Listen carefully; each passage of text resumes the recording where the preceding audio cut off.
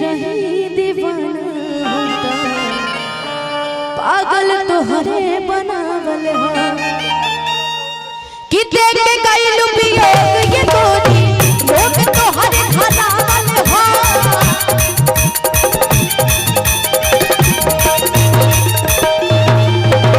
देख के गइलू वियोग ये राजा लोग तोहरे धरावल हो पहिले रही दीवाना हमका पागल तोहरे बनावल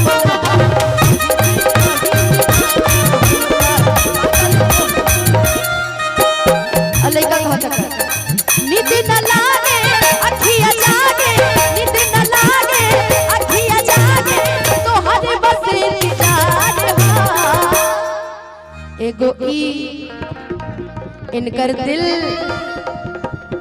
जब आप आई ना तो ये मंच पर तुरंत चढ़ के दौड़ते हुए आए। सुनिए ना ये भी आपको आपका चाहने वाला है, देखिए डांस करेगा ना तो आप सोचने पर मजबूर हो जाएंगे। मैं उस दिन भी सोचने पर मजबूर हो गई। उस दिन किया था ना? हाँ, गए थे। तब ठीक है, तब नहीं मजबूर होइएगा कि पहिले रही दीवाना होता पागल तोहरे बनावल थोड़ा करो कि नींद न लागे अखियां जागे नींद न लागे अखियां जागे तोहरे बस इंतजार हो थोड़ा आगे जाके कहो तनी मंच पे आओगे बाबू आओगे इधर आ जाइए आओ हिम्मत वाला है आइए क्या बात देखिए अभी डांस करेगा कि लइका तोहरे के चाचा कहता है तोहरी मम्मी कहता बाबू समझ लो कि ये मम्मी ये तुम्हारी दीदी लगी प्रेमिका है क्या है प्रेमिका बाप रे बाप समझदार है बहुत। गर्लफ्रेंड है कि नहीं है नो नो जो ना कहे वो हाँ है। लड़की से बात करते हो नो केवल नो कहता है नहीं बोलने आता है। अरे ये बोलता है तो दांत से हवा पास हो जाता है। देखिए तनी बैठोगे बाबू ऐसे बैठोगे ऐसे बैठो ऐसे बैठो हाँ ऐसे तनी दीदी का हाथ ले लो पकड़ाइए पकड़ लीजिए। सॉरी मतलब मेरी दीदी आइए आप खड़ी होइए और आगे भाई जोड़ी सुपर हिट हो।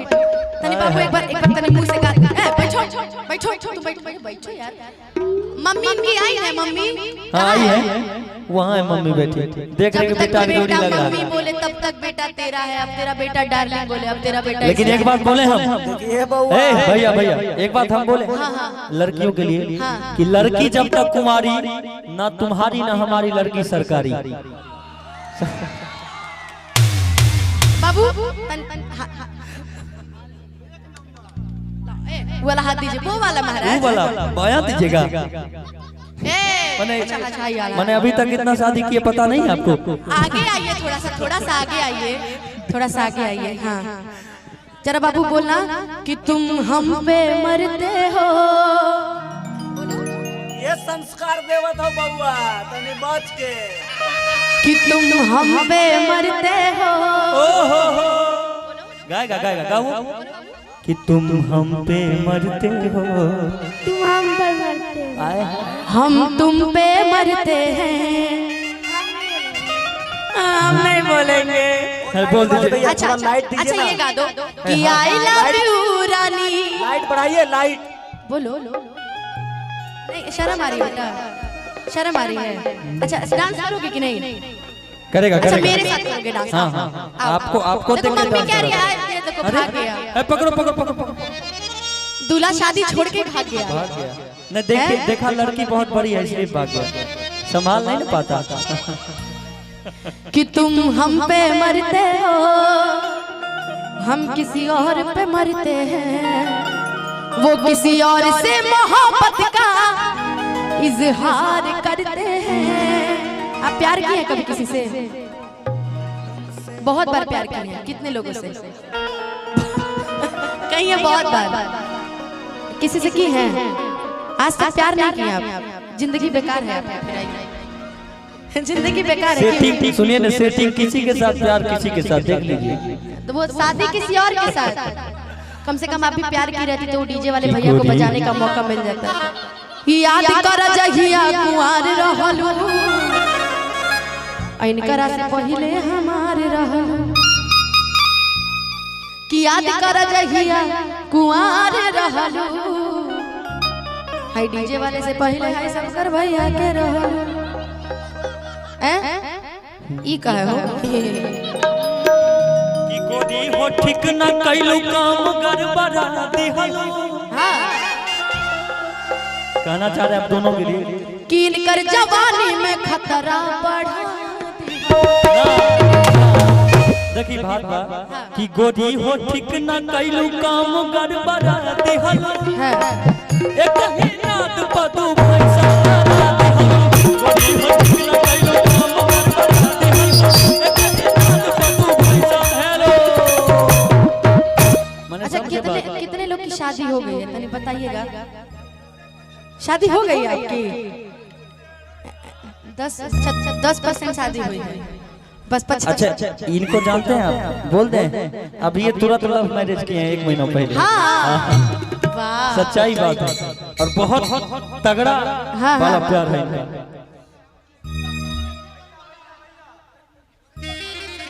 हाँ बिल्कुल बिल्कुल हम जानते हैं इनके बारे में कि जेकर भाई बापिया हौ ना मजा करी है कि जिसकी शादी हुई है जिसकी शादी हो इसीलिए शिवेश जी को मैं बोल रही हूँ शादी कर लीजिए कर लीजिए कर लीजिए। अभी 5 साल नहीं करेंगे नहीं तो आपके साथ गाना गाएंगे तो पत्नी मारेगी तब क्या करेंगे। तो इसलिए 5 साल से नहीं करेंगे कि जेकर भाई बापिया हौ ना मजा करी है उनका कुल नजरिया डीजे ये पर रहेला। अब मुकेश भैया आपकी भी नहीं हुई है ना शादी। अरे वो 15 लाख दहेज मांगते हैं इसलिए नहीं कि जेकर भाई बापिया हौ ना मजा करी है कि जेकर भाई बापिया हौ ना मजा करी है हई जड़ में रड़ुआ का करी हई जड़ में रड़ुआ का करी हई जड़ में रड़ुआ का करी हई जड़ में अनिया का करी है जेकर भाई बापिया हौ कि जेकर भाई बापिया हौ ना मजा करी है जेकर भाई बापिया हौ ना मजा करी है। भाई एक बार जोरदार ताली बजा दीजिए भाई के लिए। वाह कि जेकर भाई बापिया हौ ना मजा करी है हमनिया कर दिन खतरा ढेर बा हैं आपके लिए भी खतरा है। ये लड़का पसंद आ गया इनको पूछिए तो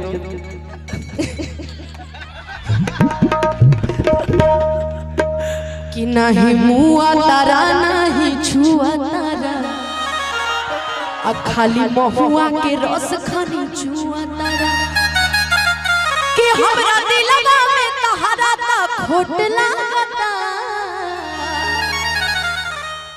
हे छोटी सुरेश भैया बच के अगले साल आप ही का बारी है। तहरा जटा से चोट लगता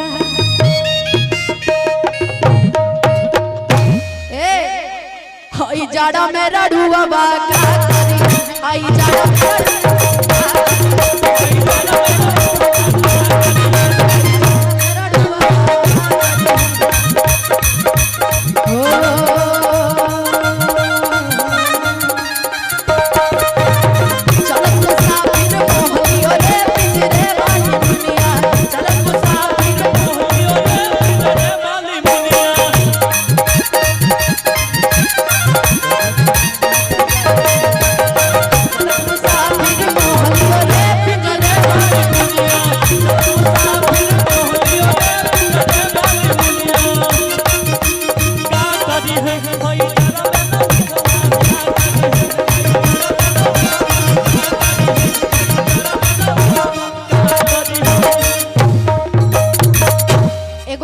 ट्रेंडिंग में चला चाहिए टाइम कौन सा कि पढ़ता नी नौवा में रहता नी गौवा में टेंशन भइल रहता